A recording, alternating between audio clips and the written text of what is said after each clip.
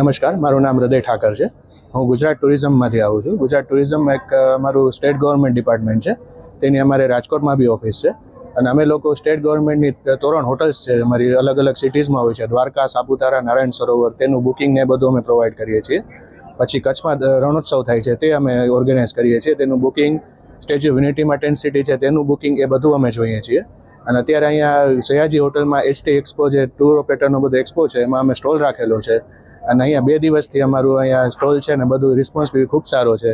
બધા માણસો આવ્યા, બધાને અમારા ખાતા વિષયની, ટૂર ઓપરેટરોની અમારા અલગ અલગ બ્રોશર્સ આપીને બધી વિષયોની માહિતગાર કર્યા અને ખૂબ સરસ આયોજન લાગ્યું.